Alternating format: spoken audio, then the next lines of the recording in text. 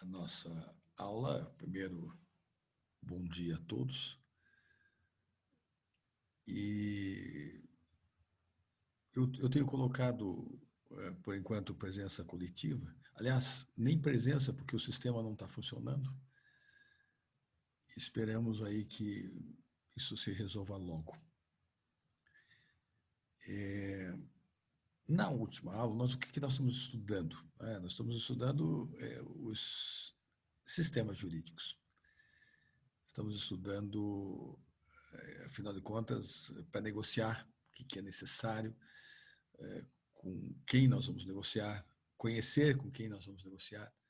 Então, nós estudamos o sistema da Continental Law, vimos os dois subsistemas, o sistema francês e o sistema alemão, mas vimos as questões em comum que eles têm, que é um sistema codificado, em que há o livre convencimento do juiz. Há o livre convencimento do juiz.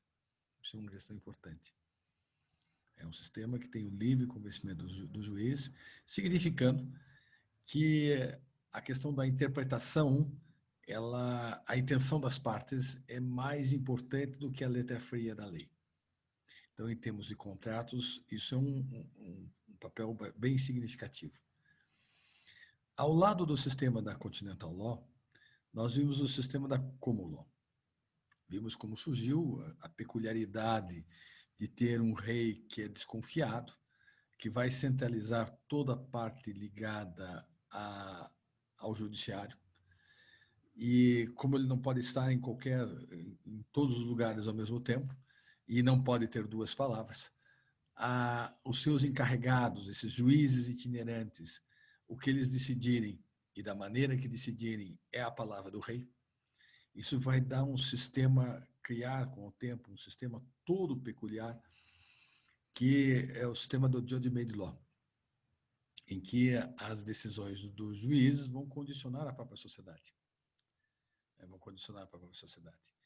No sistema da Common Law, os países que adotam o sistema da Common Law, há também uma parte relativa à intenção das partes, mas a limitação aos precedentes jurisprudenciais. Então, a maneira como vai se pensar determinadas questões, e no caso dos Estados Unidos, mais do que na Inglaterra, as questões são sempre tomadas fulano versus ciclano, e isso vai servir de paradigma para todas as questões relativas àqueles aspectos que foram discutidos naquela causa, seja nas relações comerciais, relações civis, patrimoniais, não importa. E aquilo vai definir a sociedade. Então, é um aspecto muito peculiar também. O terceiro sistema que nós vamos estudar hoje é um sistema muito peculiar, muito peculiar. Ele também vai ter uma história atrás, e para que a gente possa trabalhar com eles,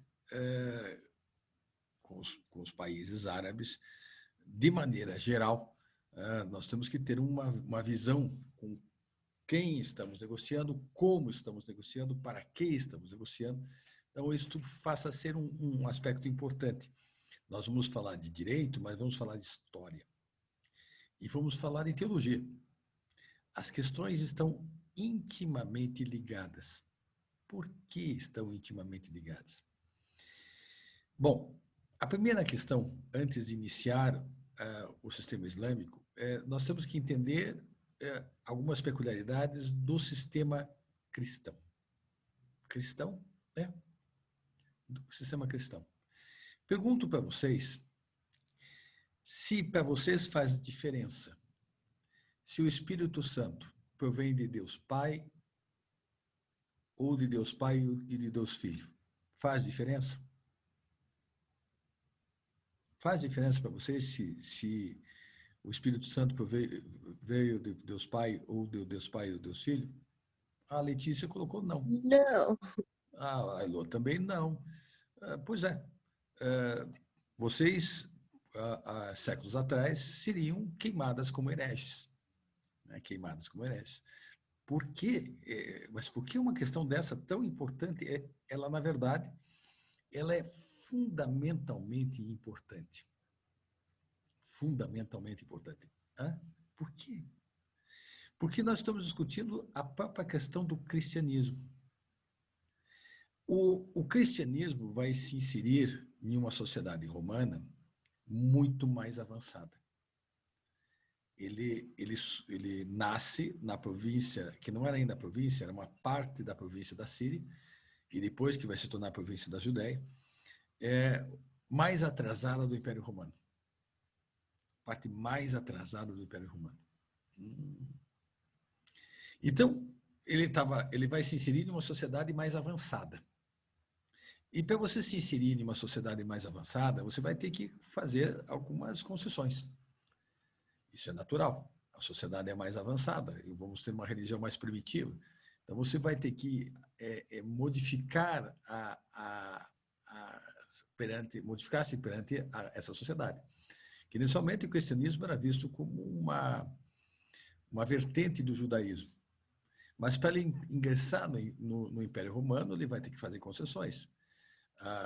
Não vai ter mais circuncisão, as imagens elas vão estar adaptadas, associadas ao modo de pensar romano. Então, quando nós pensamos assim, Deus, a nossa imagem primeira de Deus, qual que é a nossa imagem primeira de Deus?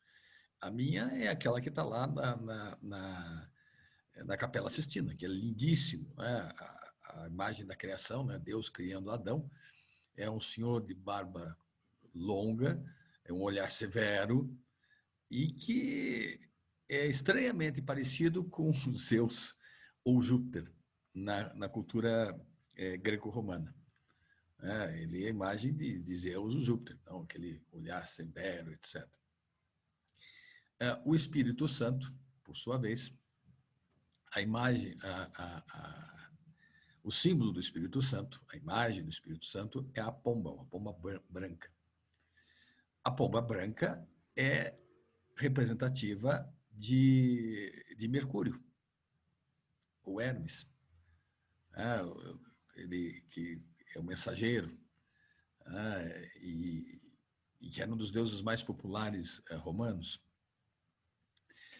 A Virgem Maria, em tudo menos no nome, uma deusa, em tudo menos no nome, uma deusa, ela vai representar a qualidade de duas deusas greco-romanas. A sabedoria, de Palas Atená, também chamada de Minerva, e a condição de mãe, de Hera ou Juno. Então, ela vai estar associada a essa questão. Que interessante. Então, não teria uma grande novidade, salvo um aspecto. Jesus Cristo.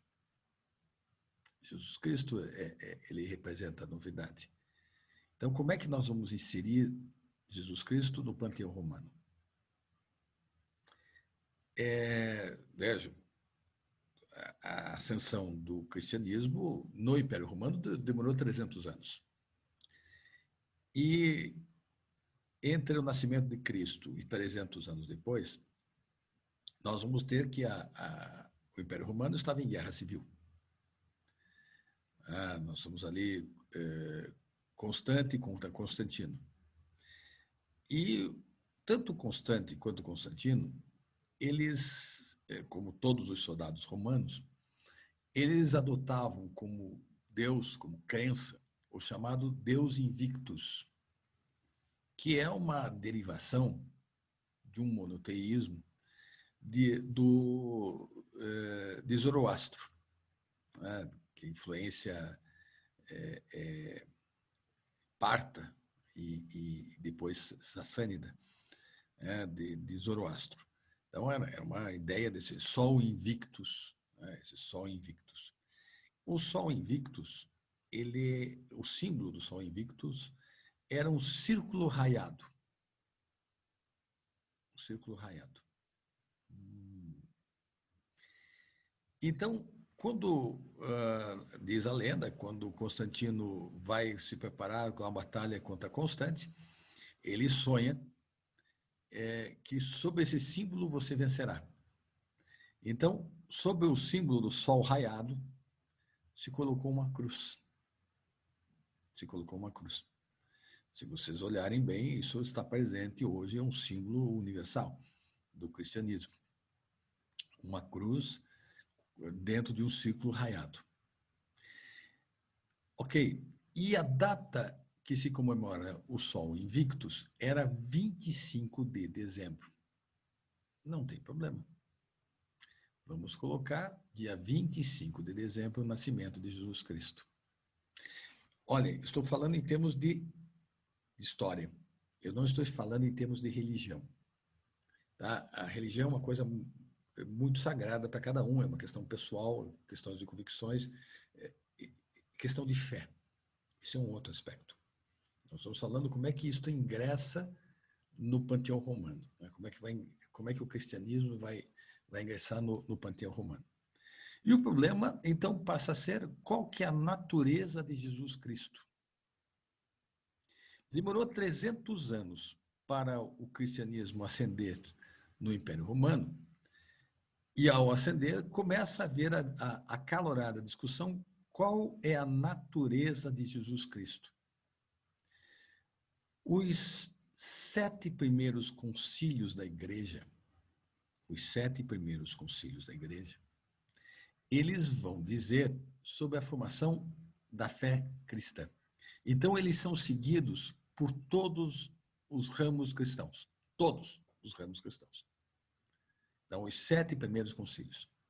A partir do 8º, que é lá o Concílio de Trento, que nós vamos ter aí a divergência entre os neopentecostais, os pentecostais e os católicos, e os ortodoxos também.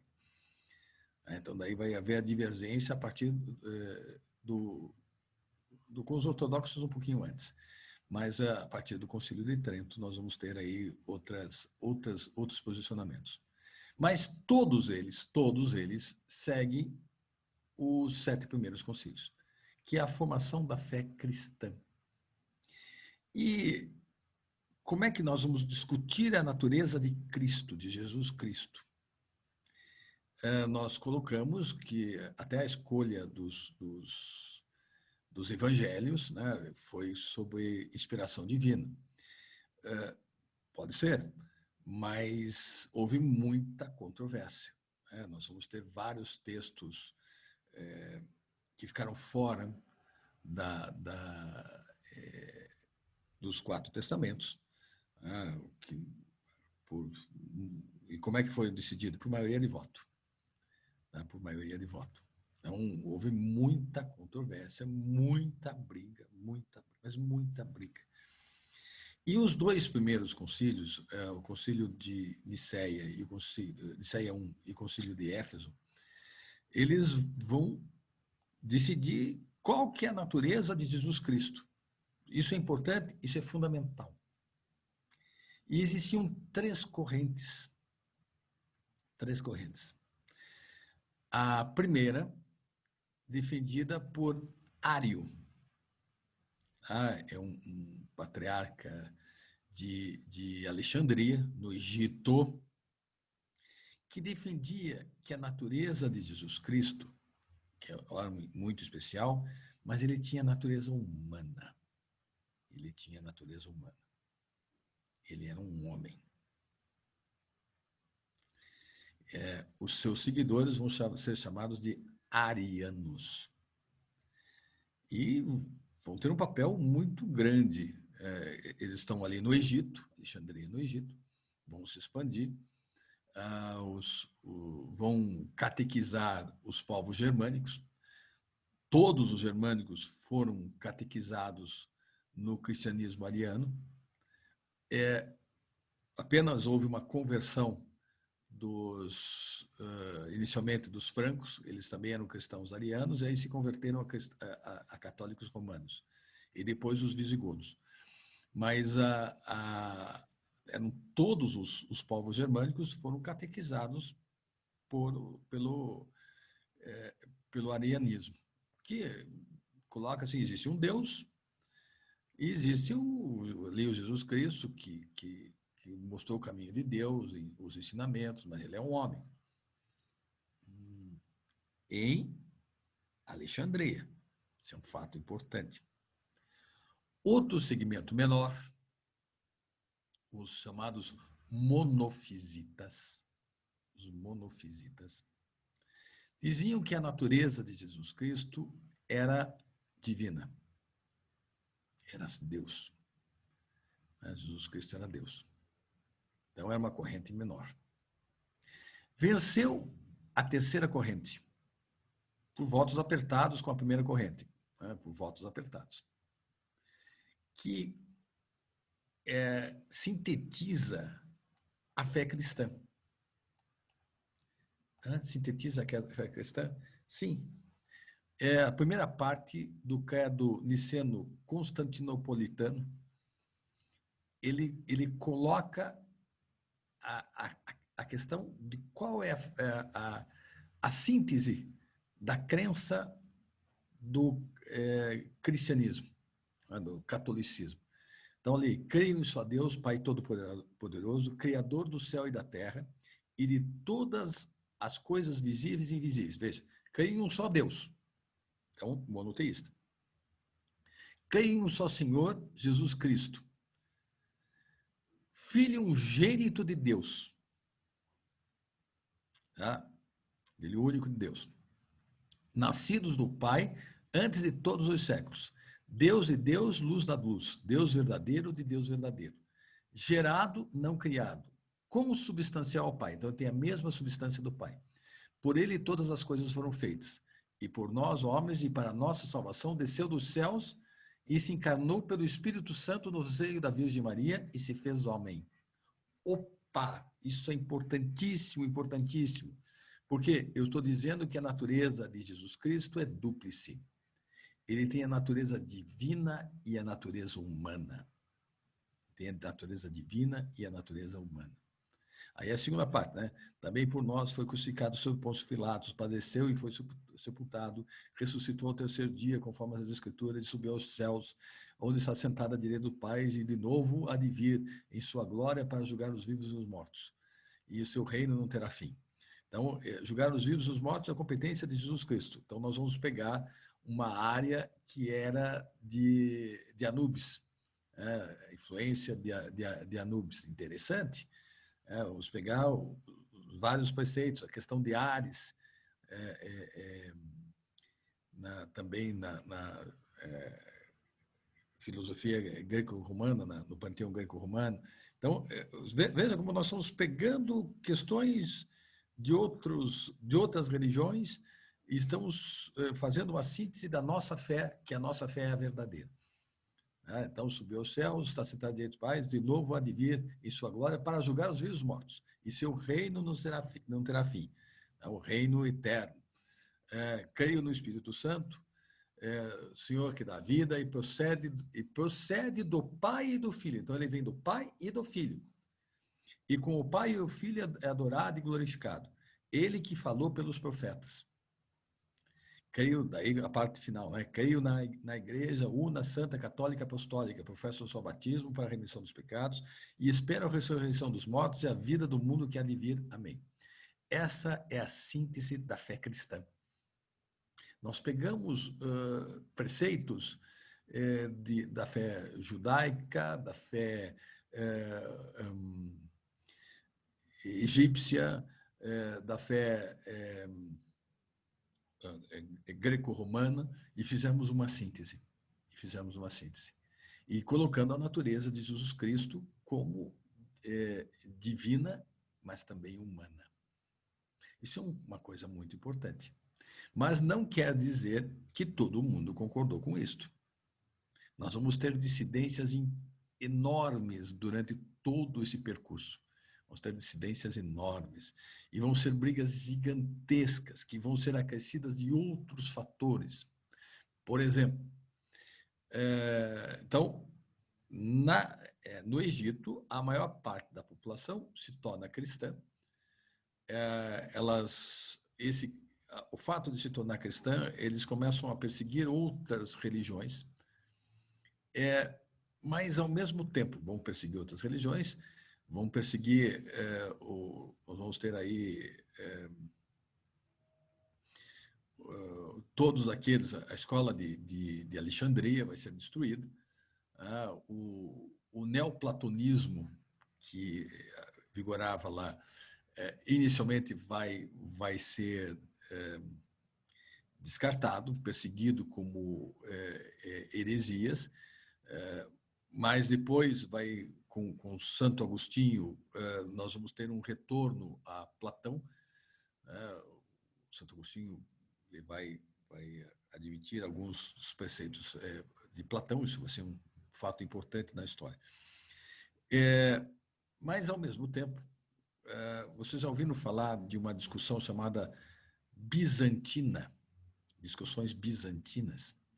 Pois é, são discussões quase estéreis. E no Império, cai o Império Romano do Ocidente, ele é dominado pelos bárbaros, mantém-se o Império Romano do Oriente. E no Império Romano do Oriente, nós vamos ter algumas questões complicadinhas, né?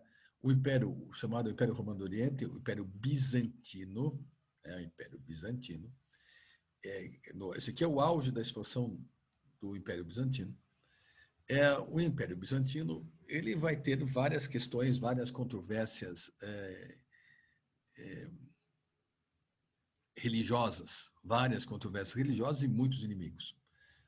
Daqui vai ter os ávaros aqui em cima e vai ter o Império Sassânida, além dos outros povos bárbaros. Pois é, o Império Bizantino, ele vai estar no meio de algumas controvérsias. Esta região sul aqui, ela é totalmente dominada pelos arianos. Dentro dos arianos, nós vamos ter os nestorianos, né? Mas vai ser dominada pelos arianos. Isso vai ser um fator importante, muito importante. A sede do Império, ela é católica inicialmente, depois passa a ser ortodoxa, mas ela é católica romana. Nessa época é católica romana. Aqui são arianos. Aí começa uma segunda controvérsia. A questão iconoclasta. Os arianos vão rejeitar qualquer iconoclastia, qualquer adoração a imagens. Só tem Deus, Deus não precisa ter imagem, é Deus. E as outras imagens eles vão ser contra. Vão ser contra a adoração de santos, contra a adoração de imagens de Jesus Cristo. Então, isso aqui vai ser um outro preceito, que é um estado de revolta na parte de Constantinopla e na questão, na região de Alexandria. Só que esta região aqui, no delta do Rio Nilo, é o grande produtor de grãos do Império. Então, é uma área estratégica. Você vai mandar matar as pessoas que estavam aí, não tem sentido. Então, era tolerado pelo Império Bizantino, mas o pessoal daqui não gostava do pessoal de lá. Não gostava. E o Império Bizantino, ele tinha muitos inimigos. Só que olha como ele se expandiu aqui na época de Justiniano. Ele tinha muitos inimigos. Então, tem o Império Ávaro em cima, que depois parte deles vão ser os húngaros, né? Mas eram os ávaros, que dava uma dor de cabeça danada para o Império Bizantino. E do lado oriental tem o Império Sassânida, que é o sucessor do Império Parto, que por sua vez foi sucessor do Império Persa. E esses dois impérios sempre estão em luta por esta região aqui. Essa região aqui é a região do Eufrates, do Tigre e Eufrates, a antiga Suméria, nessa região aqui. Estão sempre brigando. É uma região rica, há sempre lutas entre os dois. E em um desses combates, o Império Sassânida vai invadir de maneira violenta, vai se aliar com os ávaros, e os dois vão pretender destruir o Império Bizantino. Então, nós vamos ter uma expansão importante, né, do Império Sassânida. Ele vai conquistar, olha, vai dividir as duas regiões aqui, ó, vai conquistar boa parte do Império Bizantino. Vai conquistar, inclusive, a Palestina, o Egito, essa parte aqui que também vai ser importante, o Man e o Iêmen, essa região. Então, ele vai invadir o Império Bizantino. Porque o Império Bizantino está sendo acossado também pelos ávaros. Está sendo acossado pelos ávaros, que os ávaros estão acossando. Olha o avanço do Império Sassânida. Olha o avanço do Império Sassânida. Claro, o Império Bizantino vai se recuperar.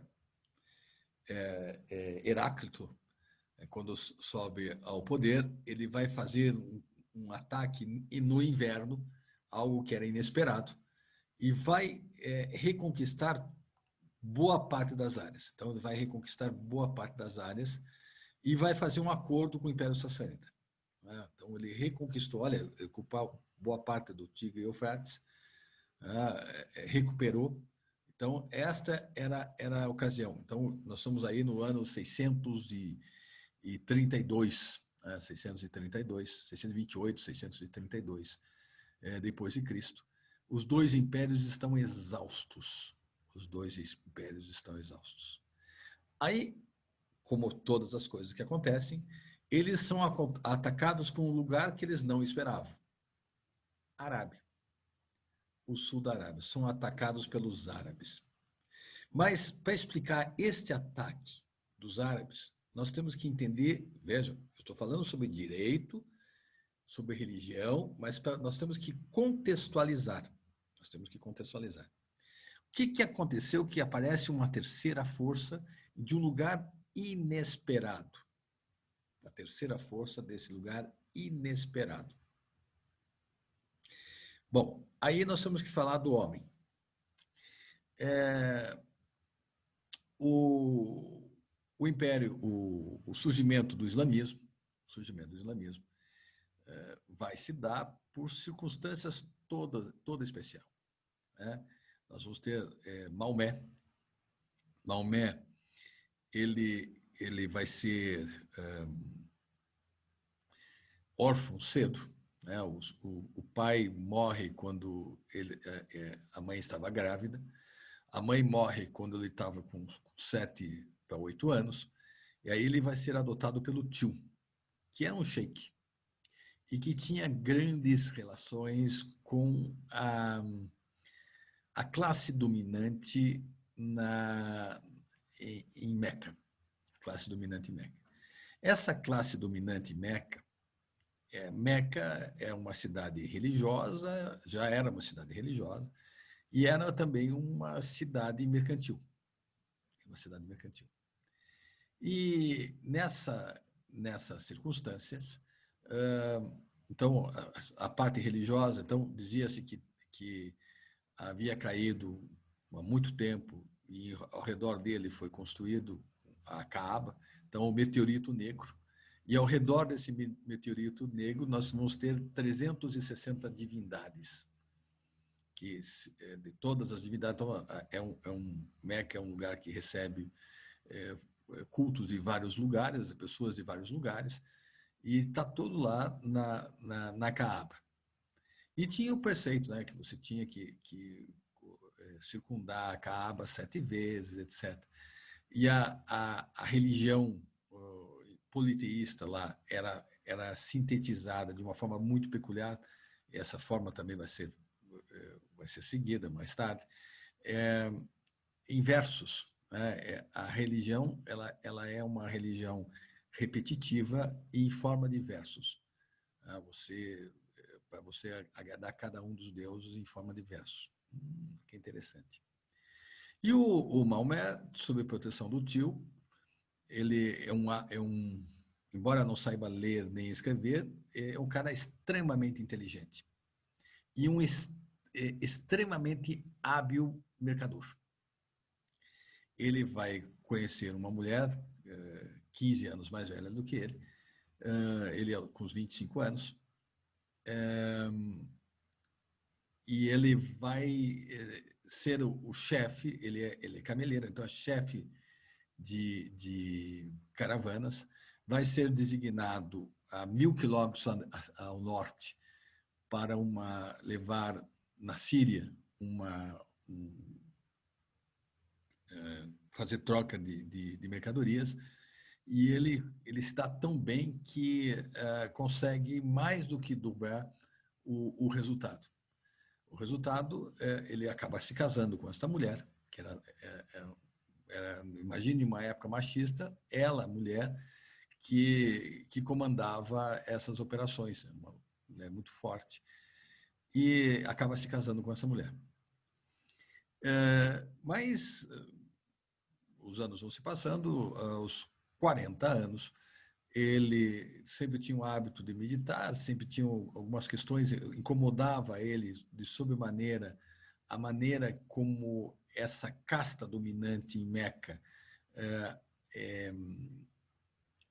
tratava as pessoas que viviam, porque para eles era uma vantagem o não pagamento, porque aí você podia colocá-los como escravos. Então era uma medida lucrativa. Isso incomodava muito a ele, essa questão de excesso de Deus também incomodava muito ele. E em uma caverna, ele de repente se viu a recitar, ouviu uma voz, recite. E ele começa, sem entender muito, começa a recitar, as palavras começam a sair de sua boca. E ele fica assustado, volta para casa tentando entender, eu estou ficando louco, etc. A mulher dele leva-o para um primo dela, que é um cristão. E o primo, ao ouvir as palavras, disse: olha, você teve uma mensagem de Deus. Você teve uma mensagem de Deus. Interessante, eu tive então uma mensagem de Deus. E ele começa a ter essas visões e, embora não saiba ler nem escrever, ele vai contratar os escribas que vão anotar. E isso vai dar origem, então são recitações, são recitações. E isto vai dar origem a isto, tá? Ao Alcorão. Então vai dar origem ao Alcorão. Que a forma do Alcorão é uma forma bem interessante. Ele é todo em versos, né? Todo em versos, fala sobre Moisés, fala sobre cada um até o combate entre, veja que interessante, do Talmud fala da questão então do judaísmo, fala da briga entre Davi e Golias, está aqui nos versículos. E quando saíram ao encontro de Golias e seu exército, disseram: Senhor nosso, verte sobre nós paciência e torna firmes nossos passos, socorre-nos contra o povo renegador da fé. E então derrotaram-nos com a permissão de Alá. E Davi matou Golias, e Alá concedeu-lhes a soberania e a sabedoria, e ensinou algo que ele quis. E se Alá não detivesse os homens um por outros, a terra iria se corromper. Mas Alá é obsequioso para todos os mundos. Então, é interessante. Ainda vai colocar, ele vai misturar preceitos judaicos e preceitos cristãos com uma pitada importante. Ele vai chamar de profetas Abraão, Isaac, Moisés, Davi, Jesus, e ele é o último e maior dos profetas, mas ele é homem. Ele é homem. Claro que os ensinamentos dele vão ter uma reação muito grande em Meca, vai incomodar, vão tentar matá-lo, ele vai fugir para Medina. Essa Égira, né, em 622, vai dar origem ao ano 1 da história islâmica. E lá em Medina, ele vai se tornar o sheik, o chefe da cidade, e vai, 2 anos depois, invadir e acaba conquistando Meca. Acaba conquistando Meca. Bom, aí começa a questão da expansão do islamismo. Ele vai morrer em 632, ele vai morrer 61 anos. Vai ser, aí começa quem vai suceder o profeta. Vai ser um amigo dele que era daquela classe dominante, mas que tinha se convertido, e outros queriam que fosse o primo dele, Ali, que ficasse no seio familiar. Venceu a questão da tradição, então são os sunitas que seguem a tradição, as sunas. E os seguidores de Ali, eles vão ser chamados os xiitas, são chamados os xiitas. Antes era só uma divergência política, depois que vai se transformando em uma questão religiosa. Mas a ideia do islamismo, ela é uma ideia inovadora. Ele diz assim, existe só um Deus. Existe só um Deus. Ele vai proteger os povos do livro, os judeus e os cristãos, mas vai perseguir de maneira implacável os demais. E a expansão árabe vai ser uma expansão notável. Aqui vocês estão vendo nesse primeiro mapa os primeiros ataques que vão ser feitos, a conquista de várias regiões. Olha, conquistaram as várias regiões. Olha o expansionismo. Esse aqui está melhor. O expansionismo é árabe, ele vai conquistar várias regiões. Então, em 632, na época ainda de Maomé, esta região vai ser conquistada. Depois que Maomé morre, até 650, nós vamos ter esta conquista. Mas aqui é uma coisa interessante. Nesta conquista, ela vai ser destruído o Império Sassânida, porque os dois estavam exaustos na guerra entre si, vai ser destruído o Império Sassânida. O Império Bizantino não vai ser posto de joelho, várias regiões vão ser conquistadas.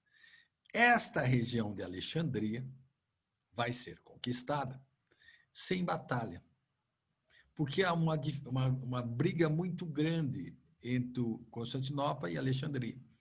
Há uma briga muito grande. Eles vão ser recebidos sob aplausos. Não tem batalha, vai ter batalha aqui em Jerusalém, mas pelas forças que são enviadas pelo Império Bizantino, que vão ser derrotadas. Mas não há batalha aqui. Não há batalha aqui. Os seguidores do profeta vão ter um bom senso muito interessante, em que vai ser o seguinte: olha, vocês estão conquistados, podem manter a religião que você quiser, com uma diferença. Se vocês não seguirem a religião do profeta, vai ter um imposto para que vocês possam continuar com a religião de vocês. Ora, se aqui em Alexandria eles já eram arianos, viam Jesus Cristo como um homem especial, mas como um homem. Bom, chega alguém que diz que, olha, Cristo realmente é um profeta, eu sou o último e maior dos profetas, mas que existe só um Deus, como os arianos acordavam, opa, eu não vou ter que pagar imposto se eu me converter, então nós vamos ter uma conversão em massa. Nós vamos ter uma conversão em massa nessa região. E a expansão árabe vai ser enorme, né? Você veja, em 715, onde é que eles estão? Olha, a expansão vai ser aceleradíssima. Eles só vão ser contidos em 711, em 722, só vão ser contidos em Poitiers. na Batalha de Poitiers, por Carlos Martelo. Senão, a Europa Ocidental também teria sido invadida, teria sido tomada. Mas olha o domínio, olha o domínio, olha o domínio. Mas a nossa questão não é a história, embora ela seja útil. Também não é a religião, embora ela seja útil. Lembre-se, nós fazemos a questão como se fosse análise das relações internacionais. A nossa questão é a estrutura do pensamento islâmico. Então, a vida de um muçulmano, lembre-se, é como se nós tivéssemos parado nos 10 mandamentos. O islamismo vai surgir no meio de uma civilização mais primitiva, diferente do que acontece na civilização greco-romana, que o cristianismo vai se inserir lá. Então, o cristianismo teve que se adaptar à estrutura romana. A divisão de dioceses e arcodioceses é uma época em que o Império Romano tinha essa divisão. As províncias senatoriais e imperiais eram divididas em dioceses e arcodioceses. A própria figura, a partir de Júlio César e até Constantino, a questão ligada ao direito internacional, se uma guerra era justa, uma guerra injusta, era ditada pelos chamados colégios dos feciais. E o chefe do colégio dos feciais tinha o título de sumo pontífice. E quem era o sumo pontífice? A partir de Júlio César, o sumo pontífice era a figura do governante que passou depois a ser o imperador. Então, o imperador era o presidente, o sumo pontífice do colégio dos feciais. A partir de Constantino, o cargo de sumo pontífice passa a ser exercido pelo Papa, pelo bispo de Roma, que não, o Papa não tinha uma projeção maior do que os outros bispos, né? Bispo de Constantinopla, bispo de Alexandria, até o bispo de Éfeso, eles tinham até uma importância maior. Mas quando o bispo de Roma ele passa a ser também o sumo pontífice, ele vai ganhando uma projeção. Ele vai ganhando uma projeção. Então, ele passa a ser o líder da religião católica. Mas nós estamos aí em uma religião mais primitiva, como se tivesse parado nos 10 mandamentos da época de Moisés, que também é um dos profetas. Então, a vida de um muçulmano, estão vendo aqui, a vida do muçulmano rege-se tradicionalmente pelas ciências geminadas da teologia e da lei. A teologia ensina tudo o que ele deve acreditar, enquanto que a lei diz o que ele pode ou não pode fazer. Há uma diferença. Então, no cristianismo, o cristianismo se inseriu numa sociedade romana que era mais avançada, já o islamismo se inseriu numa sociedade mais primitiva. Então, os mandamentos para o muçulmano estão contidos nos caminhos, né? A Sharia, o caminho a seguir. Então, a Sharia que vai ditar o que o muçulmano, o Islã, o seguidor de Maomé, deve acreditar. Então, a Sharia ela é diferente daquilo que nós ocidentais entendemos por lei.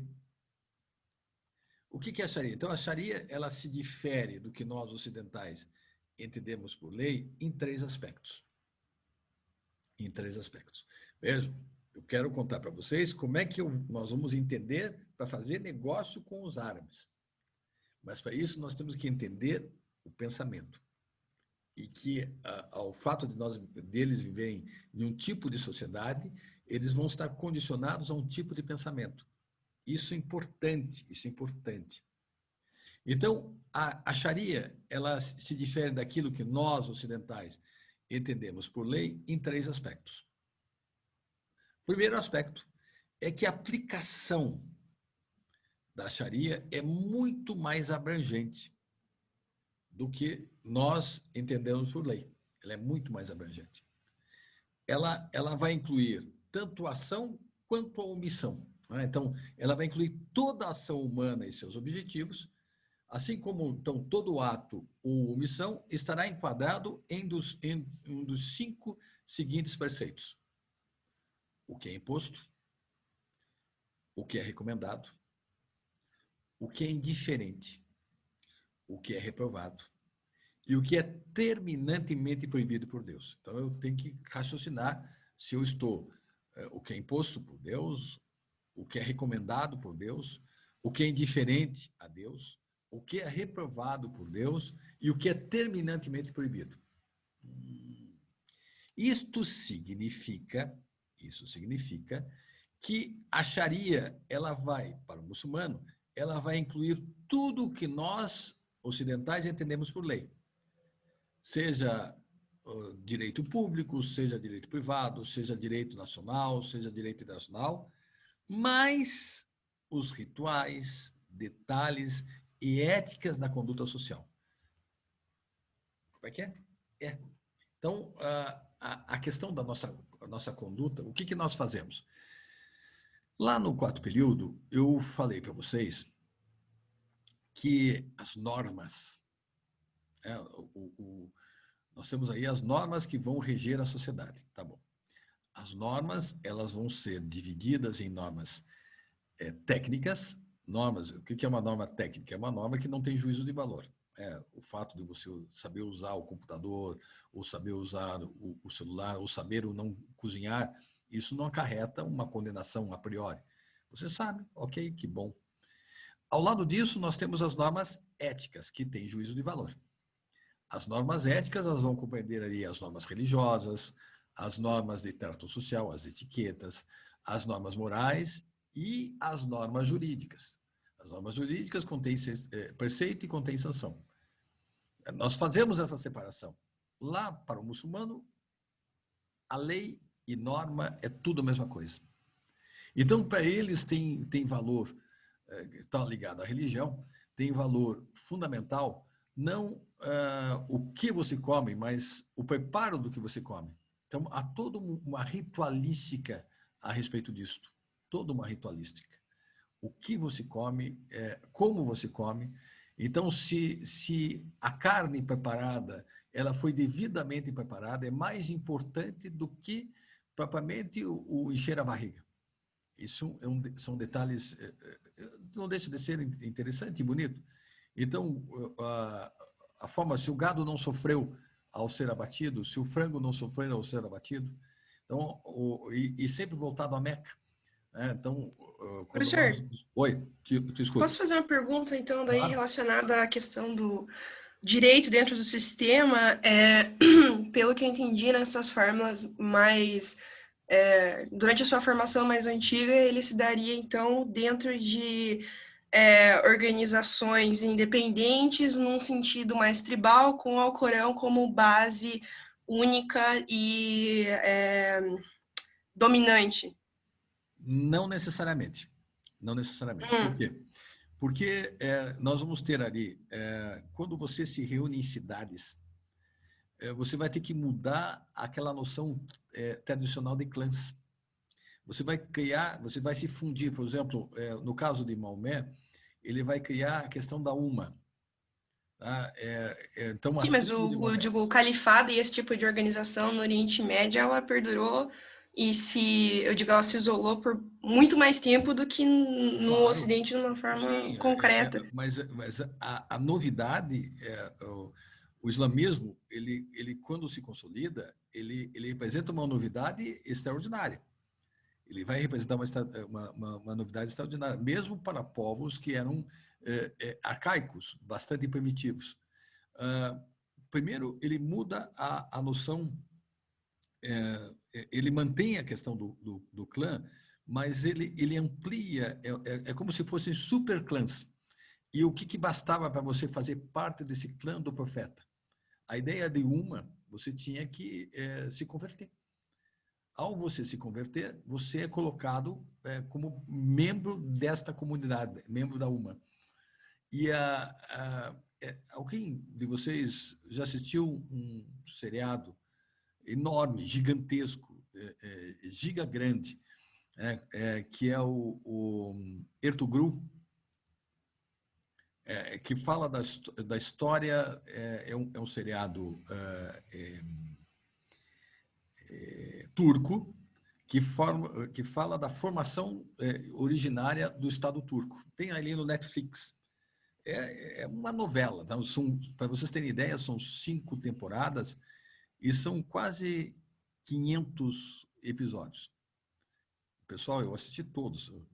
Professor, essa pandemia rendeu bastante. Não sabia que você era noveleiro, professor. Não, é uma série. É que eu paro, é aquela história. Eu não, novela em si não gosto, mas como é uma questão histórica, cada acontecimento que passava por lá, eu parava e ia pesquisar. Então, ia localizar. Ah, você está brigando com os abássidas. Tá bom, vamos ver aqui. Você está brigando com os demais turcos. Ah, então, vamos colocar aqui também. Você está brigando com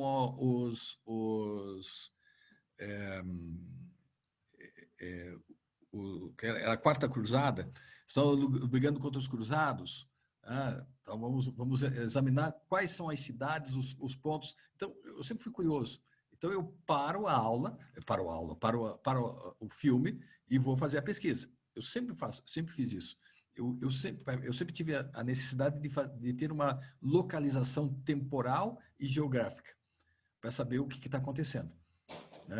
Fica legal, é mais demorado. Eu estou falando aí, assisti todos os capítulos, mas aí estou falando de quase desde o começo do ano.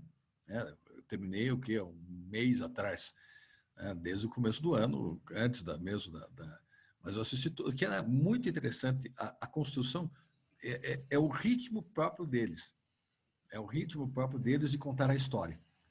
E é muito legal, porque você vai ver a consolidação e ver o espírito da UMA quando há a conversão. Você faz parte de nós agora.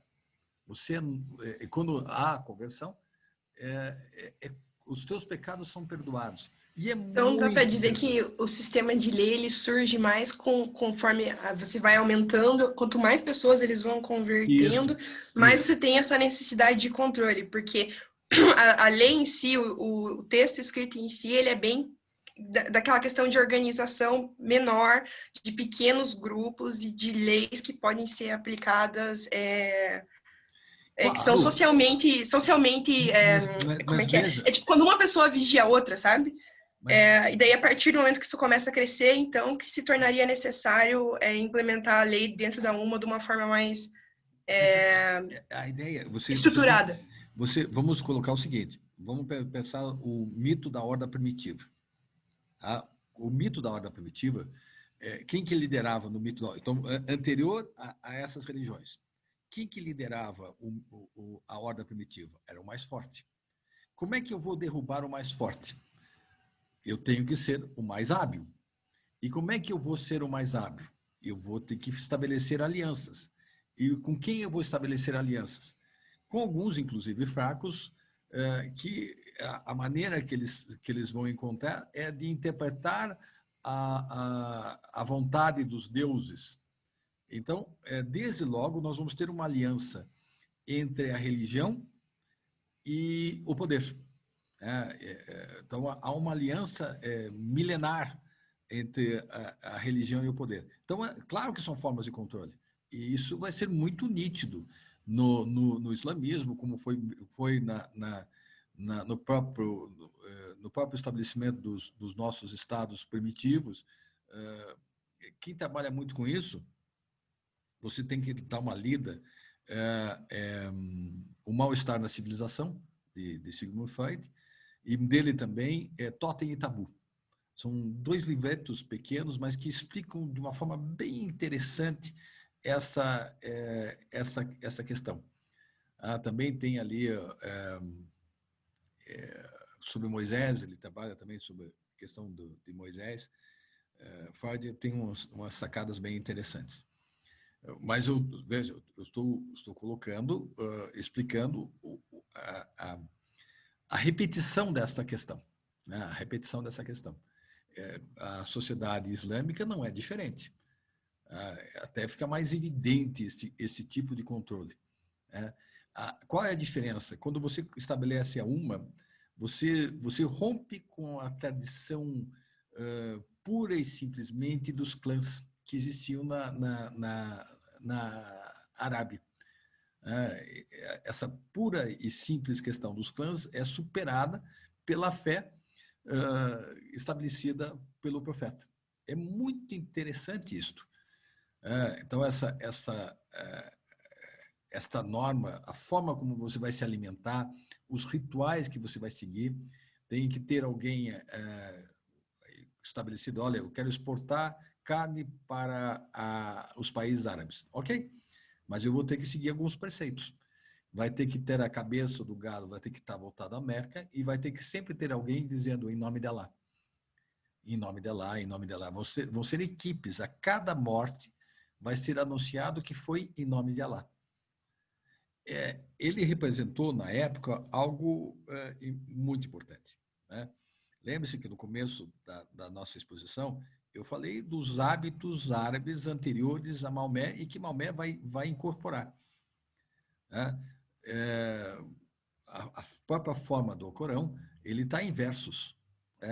Então, você é algo para ser recitado.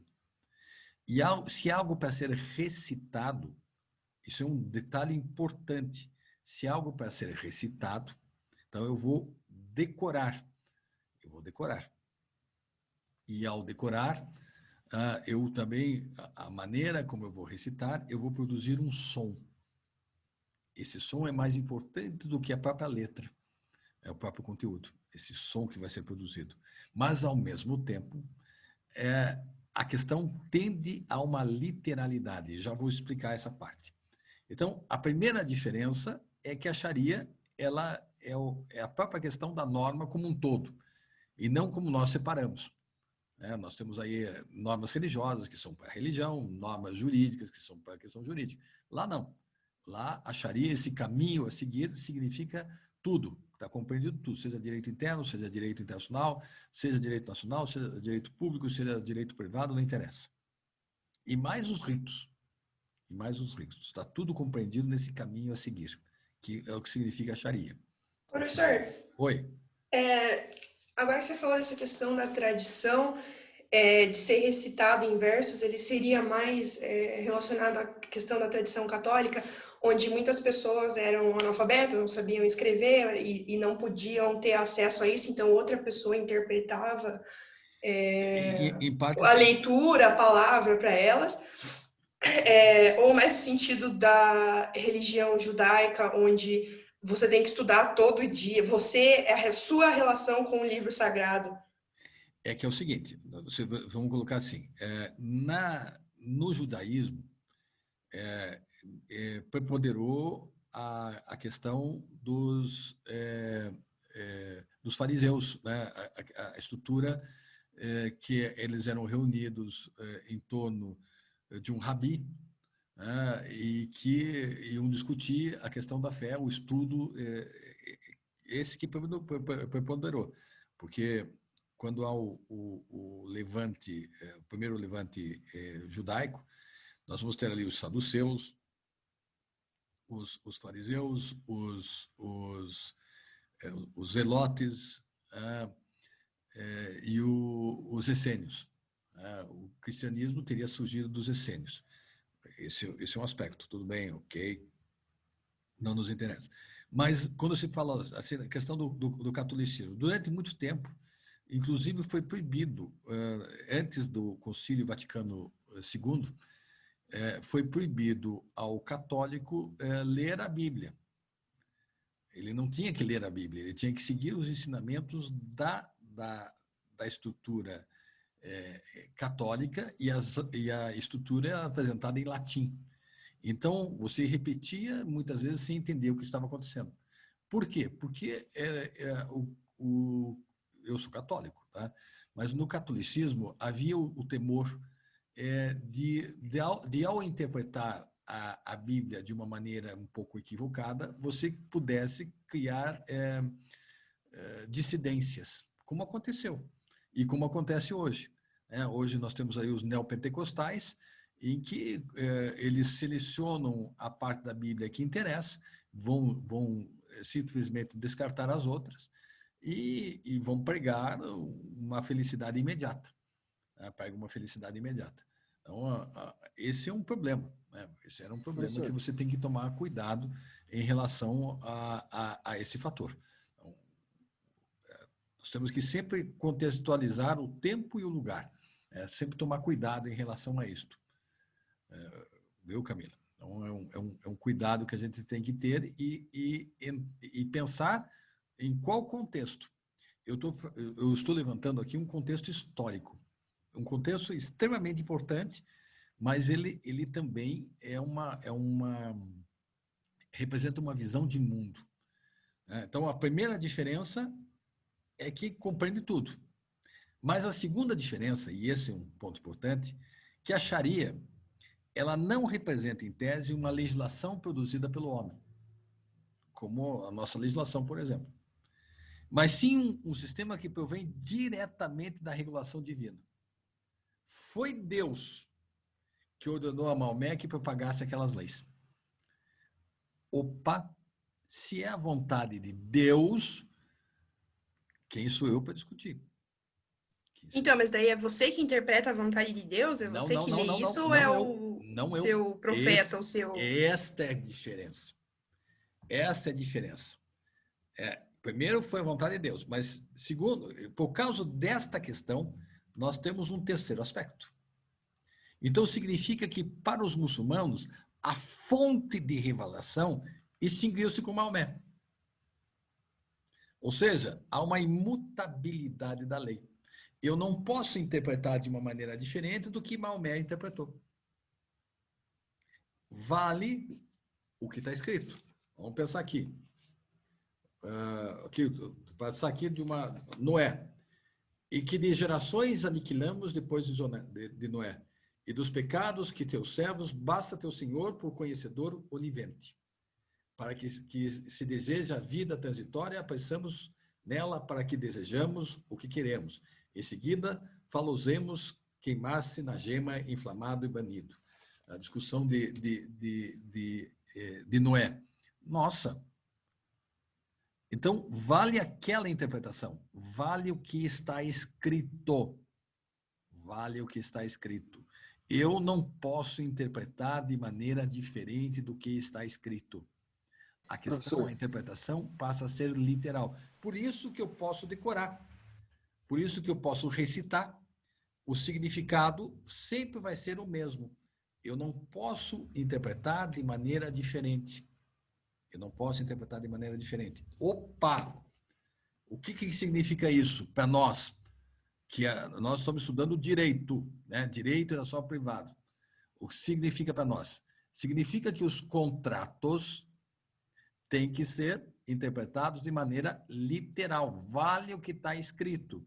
Não, você não tem a livre interpretação do contrato. Por isso que o contrato tem que ser detalhado. O contrato que você vai fazer com os árabes tem que ser muito detalhado, porque vale o que está escrito. Vale o que está escrito. Olha como eu vou colocar o meu meio onde eu vivo, em regra, tá? Em regra, eu vou colocar isto na prática do meu cotidiano, evidente. Tá? E qual é a prática do meu cotidiano? Ao você ser um seguidor islâmico, você vai interpretar de maneira literal. É o que vale a palavra do profeta. Vale a palavra do profeta. Isso é um aspecto importantíssimo. Importantíssimo. Esse é um aspecto importantíssimo. Para a gente entender como é que perpassa esse sentido. Como é que perpassa esse sentido. E é interessante, né? Porque os ensinamentos de Maomé, eles representaram um avanço inegável, para a humanidade, né, inegável, com um problema. A revelação morreu com ele. A revelação morreu com ele. O que induz a que tenhamos, no final do século XX e começo do século XXI, grupos como a Al-Qaeda ou o Estado Islâmico, o Talibã, que preguem um retorno ao século VII. Porque a questão da literalidade é muito forte. Ali nos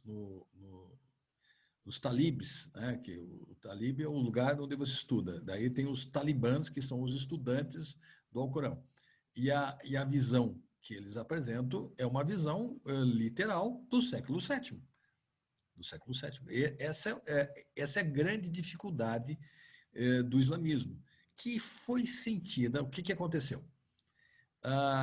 Com a expansão árabe, com a série é Ertugrul. Com a expansão árabe, nós vamos ter, em um dado momento, houve essa expansão maravilhosa, daí houve a conversão dos turcos seljúcidas. Em Buhara, nós temos a conversão dos turcos seljúcidas. Os turcos seljúcidas vão invadir e vão ocupar aqui a questão da Anatólia, na Batalha de Malcaplet, em 1066, mesma época de Racing, nós vamos ter aí a destruição, 1160, 100 anos depois, nós vamos ter a destruição do Império Bizantino, não aniquilamento. Daí entram aqui os turcos seljúcidas.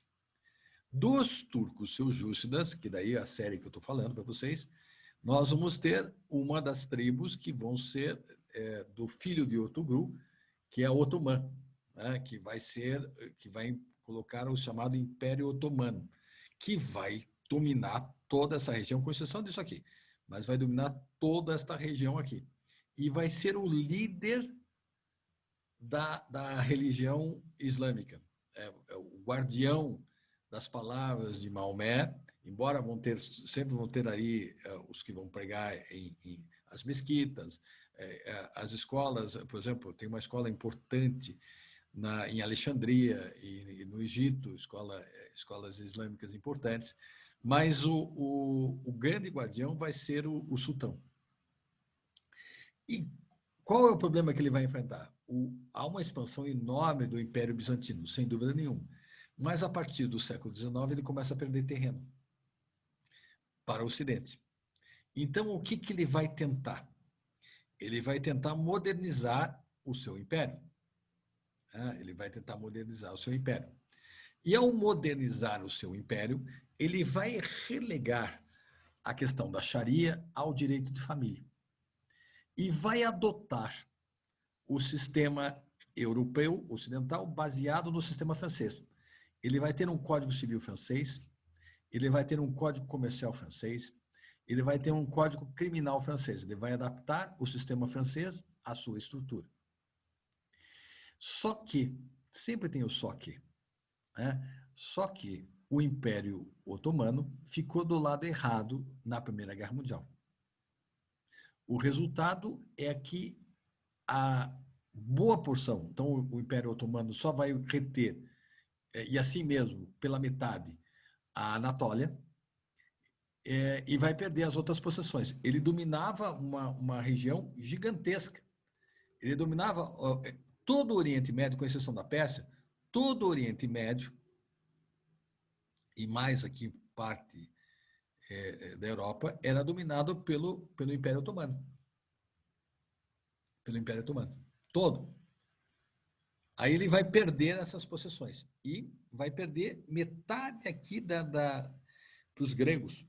Ele vai ter uma guerra com os gregos de 1922 a 1924, vai derrotar os gregos e vai conquistar a Anatólia.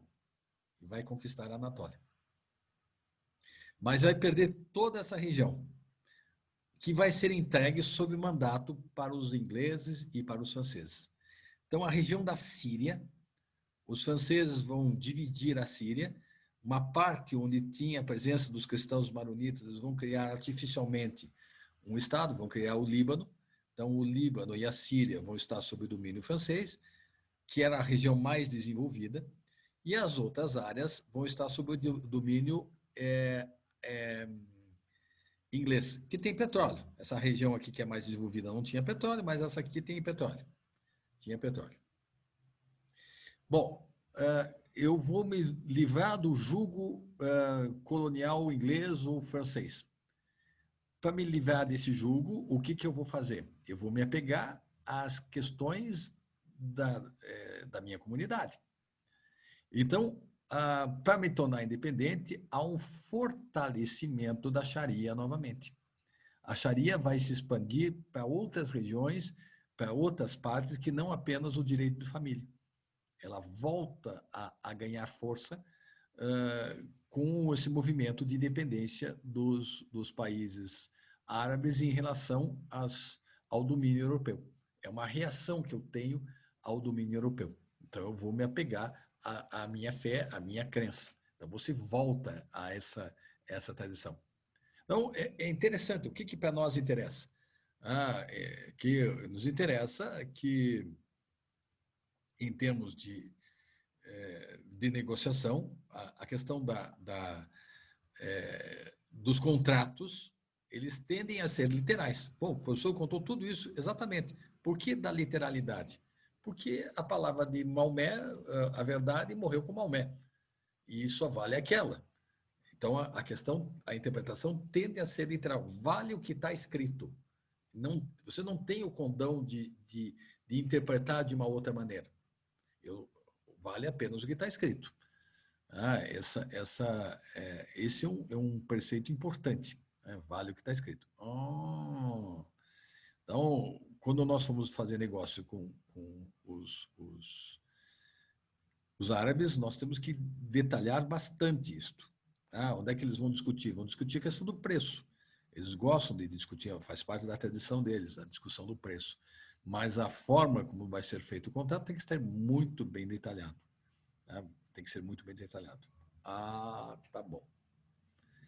Ao lado desse sistema, nós temos um outro sistema que também é muito peculiar. Veja como a sociedade ela vai espelhar determinados pontos, que é o sistema japonês. O Japão, ele sofre influências históricas da China. O budismo, que nasce na Índia, ele aparece na China e da China vai para o Japão. Até certo ponto, o taoísmo e o confucionismo também vão influenciar, mas o Japão vai criar uma religião própria, muito parecida com a adoção dos chamados deuses lares romanos.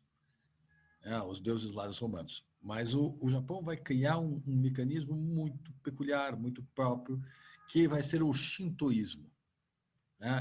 Essa crença vai estar consolidada ao redor da figura do imperador. O imperador ele vai estar presente miticamente há basicamente 2.300 anos na história do Japão, filho do Deus Sol e da deusa Lua. Ele vai governar o Japão. Então vai governar o Japão? Vai. Ele vai governar o Japão. Tá bom. Mas o Japão, ele então vai ter sempre a figura do imperador, mas o imperador ele é mais ele é um símbolo do Japão. Ele não vai determinar as questões do cotidiano do Japão. Ele está acima da questão do Japão e ele, ao mesmo tempo, representa todo o Japão.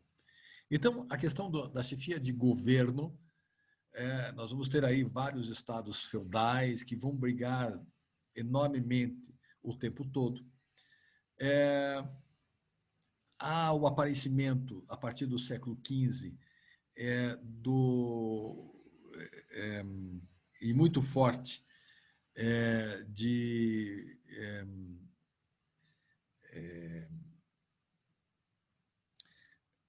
de uma doutrinação cristã através dos jesuítas, a evangelização do São Francisco Xavier, por exemplo, né?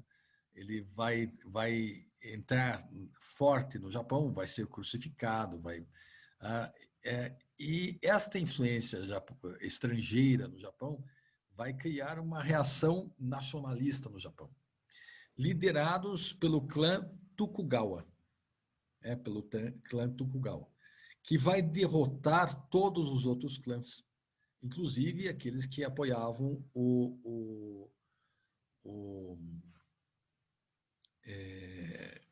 cristianismo.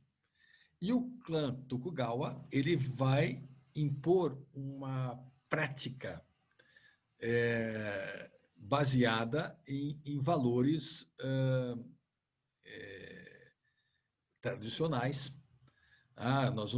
Ele continua tendo o imperador, mas ele, do clã Tokugawa, vai se colocar na posição do shogunato.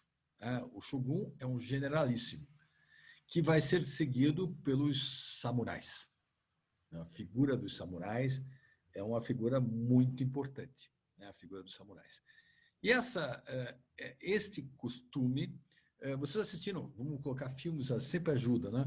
Vocês assistiram aquele filme 47 Ronins, baseado no mangá, mas é muito interessante, com Keanu Reeves.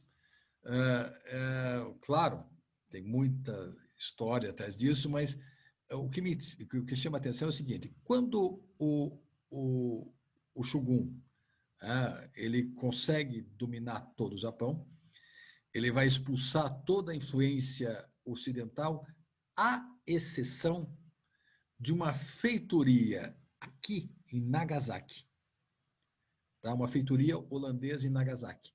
E naquele filme vocês vão ver que eles vão tentar resgatar o Keanu Reeves dos holandeses em Nagasaki. Então aqui é uma feitoria holandesa.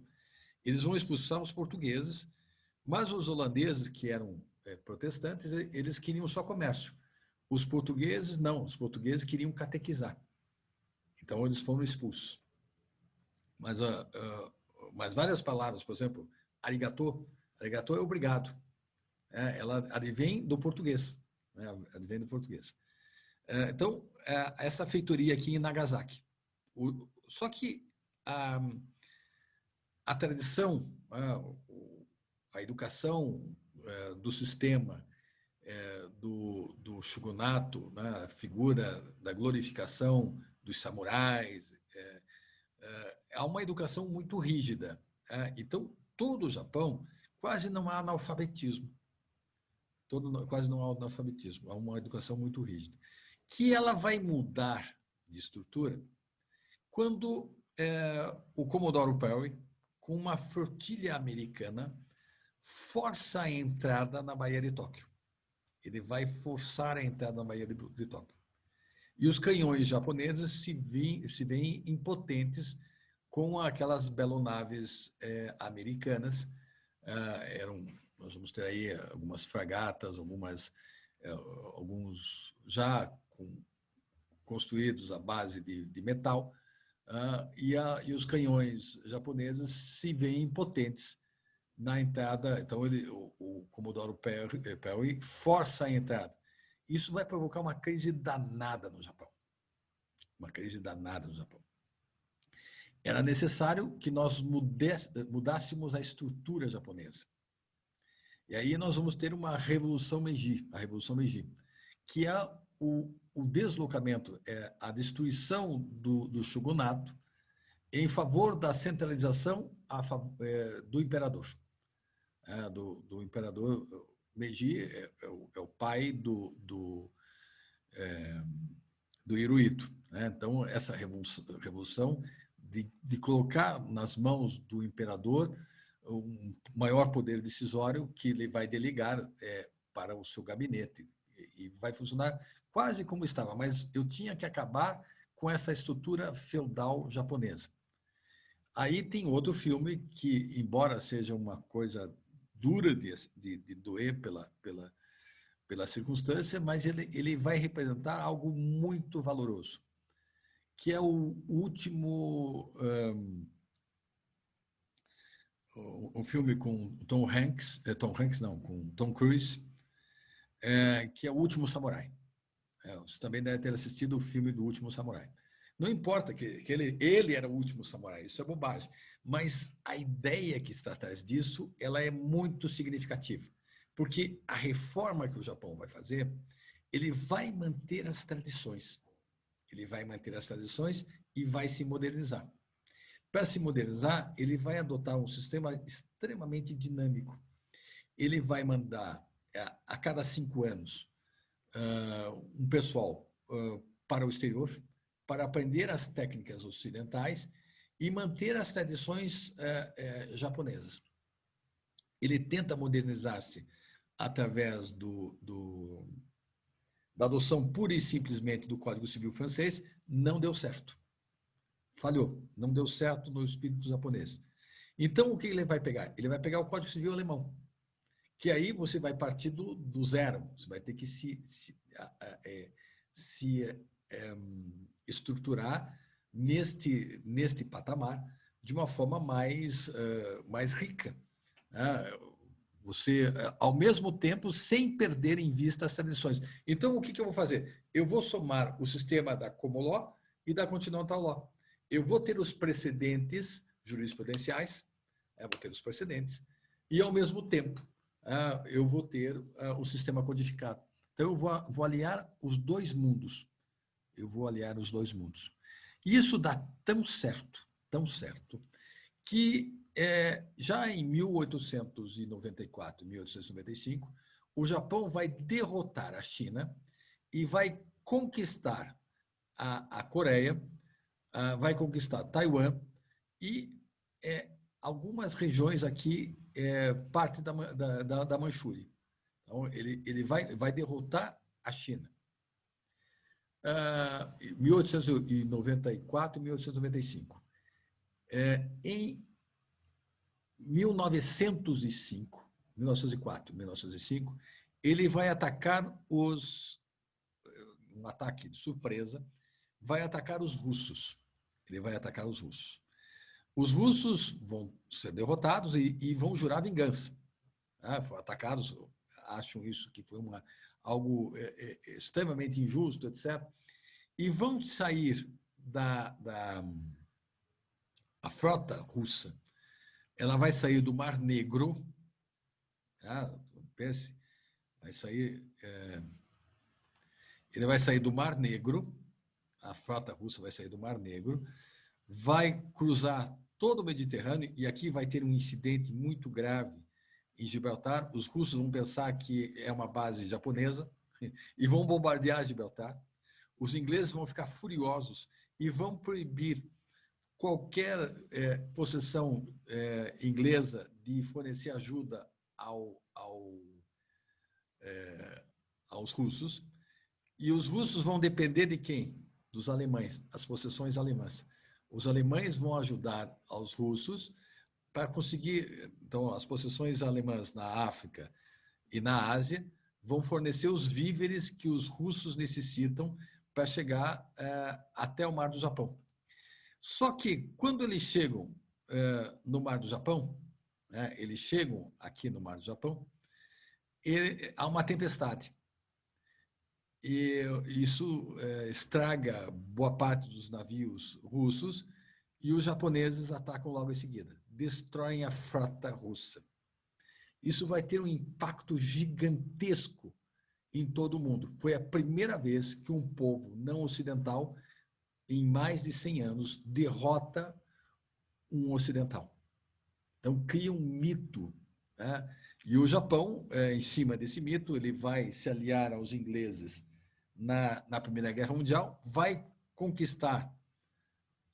ele vai conquistar várias possessões que eram dos alemães. Aqui, por exemplo, nessa parte aqui, nós temos as Ilhas Salomão, que era uma possessão alemã. Então, passa a ser governada pelos japoneses. Parte da Nova Guiné era uma possessão alemã. Então, foi entregue sob mandato para os japoneses. Por isso que na Segunda Guerra Mundial, o Japão já estava presente na Nova Guiné. Já estava, e ele vai expandir a partir daí, vai expandir. Está já em Formosa, já estava aqui na Manchúria, ele vai se expandir para as outras regiões. Vai conquistar as Filipinas, vai conquistar a Indonésia, vai ter um ataque a uma guarnição supostamente invencível, imbatível, que é Singapura.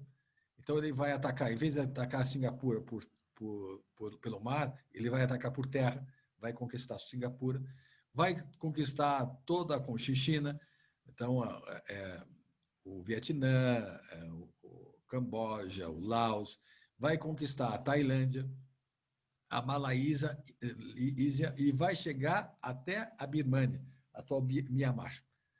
Olha a conquista gigantesca do Japão. O Japão chegou a ser, nessa época, em extensão territorial, o quarto país em tamanho no mundo. Realmente era uma coisa impressionante. Ele estava numa área maior do que o Brasil, por exemplo. Então, ele perdia para o Império Britânico, naturalmente, que era o maior império, para o Império Russo, para os Estados Unidos, e ganhar era maior do que o Brasil. Então, tinha mais de 8 milhões de quilômetros quadrados. São regiões que eles acabaram dominando. Mas eles perderam a guerra.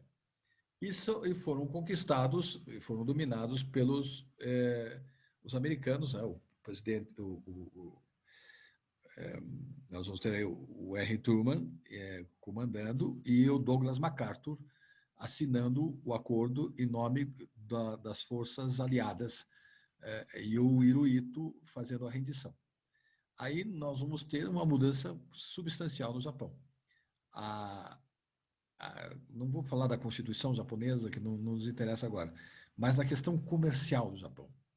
Ele vai absorver algumas práticas ocidentais e aprimorá-las. Ele vai criar sistemas de trusts. Então, nós vamos ter aí grandes empresas, grandes conglomerados, ao modo ocidental, com algumas peculiaridades. E vai aprimorar o Fordismo, nós vamos ter aí o Toyotismo, e vai ter um sistema extremamente dinâmico. As ações vão ter que dar dividendos, ele vai aperfeiçoar o sistema de debêntures, né, desses empréstimos, que podem ser convertidos em ações. Então, vai adaptar-se muito ao modelo americano, muito ao modelo americano. Mas como é que é negociar com o Japão?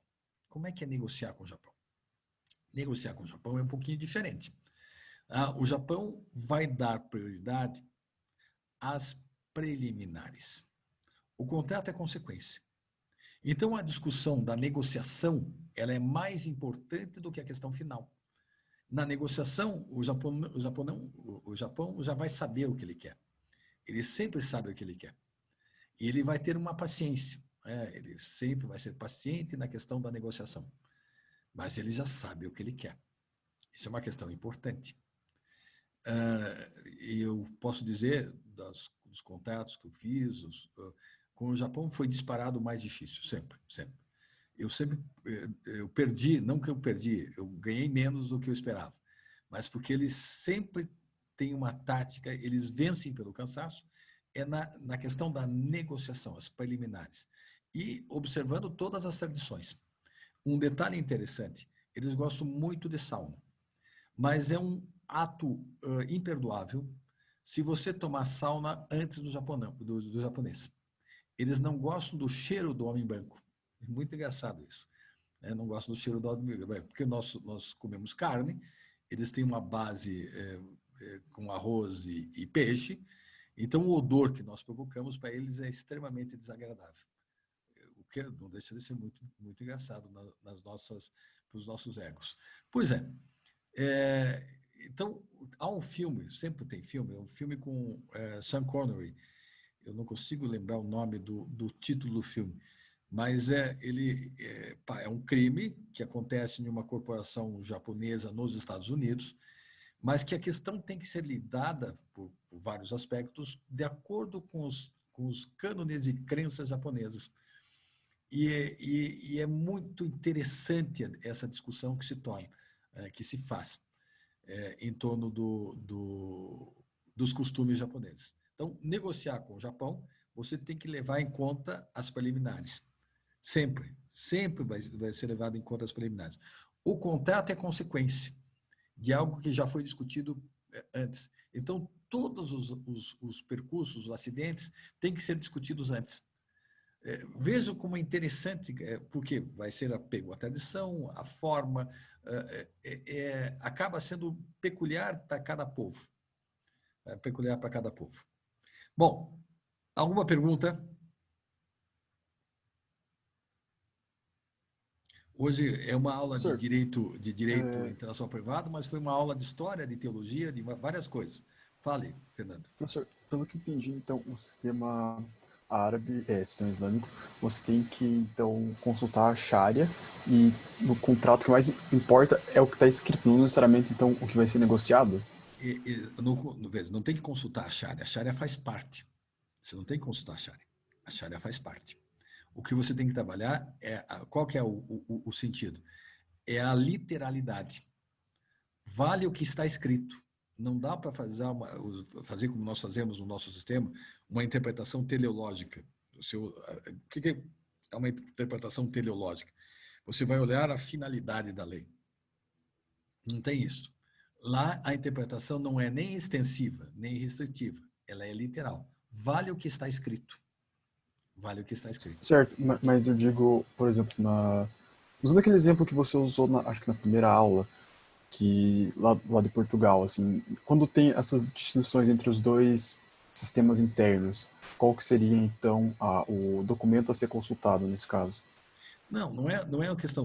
O documento, veja, o que vai formar o povo, a convicção que vai formar o povo está no Alcorão. Mas o documento que vai ser examinado é o contrato. Vai ser sempre o contrato. A interpretação que você vai dar do contrato no Ocidente é diferente da interpretação que você vai dar o contrato com os árabes. A interpretação deles é uma interpretação literal. A interpretação que nós vamos dar no nosso sistema, porque lembre-se que ao livre convencimento do juiz, ele vai interpretar a questão do que está escrito na lei, é diferente. Então, nosso sentido, a questão teleológica, é mais importante do que a questão literal. No caso deles, é mais importante. Não tem sentido falar uma questão teleológica. Vale o que está escrito. Por quê? Por causa da estrutura que eles construíram. É nesse sentido. Nós temos que pensar, veja, eu falei do Alcorão, eu falei dos códigos, mas eles servem de base. O que você vai fazer? Você vai negociar com eles. O que você tem que levar em consideração quando está negociando com eles? O meio em que eles vivem. E a aula de hoje, o que ela foi? Ela foi trabalhada exatamente nesse contexto. Vocês têm que levar em consideração o meio em regra. Em regra, tem exceções, mas em regra. Então, eu vou negociar com determinada pessoa e, de antemão, eu vou saber do meio que ele vive. O meio que ele vive. Eu não vou saber exatamente dele em detalhe, daí eu teria que estudar a vida dele. Mas se é o meio que vive e como funciona a questão dos contratos de compra e venda internacional, eu vou exportar ou importar para determinados lugares e não vou conhecer tanto a pessoa assim, eu vou ter que supor no meio que ele vive. E ao supor o meio que ele vive, eu vou ter que tomar as devidas cautelas para evitar fracasso da negociação. É isso que eu quero que vocês tenham em mente, nesse contexto. Por isso que, veja, nós estamos falando de direito, mas também é história, também é de estrutura, ou seja, é análise das relações internacionais. Os meios que vocês vão ter que prestar atenção. O que vocês estão aprendendo na faculdade? Vamos usar isso que nós estamos aprendendo. Então, se vamos usar isso que estamos aprendendo, vamos contextualizar dentro desse quadro com quem nós vamos negociar. Eu jamais neguei para vocês que eu tenho interesse que vocês entrem no comércio exterior, que vocês comprem, vendem, e acho que vocês têm uma vantagem qualitativa em relação aos outros cursos similares. O curso de Relações Internacionais é perfeito na questão do comércio internacional. Só vocês têm que acreditar nisso e prestar atenção nesses detalhes. Esta é a diferença. Esclarecido, Fernando? Sim, sim, eu acho que eu estava me confundindo um pouco. Tá? Porque eu estava pensando mais na questão da diferenciação entre os dois sistemas de leis, que nem era o exemplo lá de Portugal e Brasil, que foi usado na aula. Então, Sim, são questões, mas da mesma forma, você tem que prestar atenção onde a pessoa vive, o meio onde ela vive, ela vai influenciar e muito a forma dela pensar. Então, sim, são sim, algumas cautelas que você tem que levar em consideração. Mesmo estando em Portugal, mesmo estando no Brasil, ali o que tem de comum? É o sistema da Continental Law.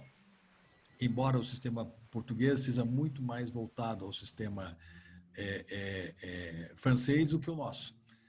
Mas são posicionamentos. E sempre tem que prestar atenção nesse detalhe. Claro, para dar certo o negócio. Ok, pessoal? Hoje foi uma aula com muita informação, mas espero que tenha sido interessante para vocês. Espero que tenha sido interessante. Foi uma aula com muitas passagens e paisagens. Espero que tenha sido interessante. Nos encontramos amanhã, então, às 10h20. Ok? Pessoal, um forte abraço para vocês. Então, até amanhã. até amanhã, professor. Obrigado. Até amanhã. Obrigado, professor. Tchau, tchau. Tchau, Tchau, tchau. prof.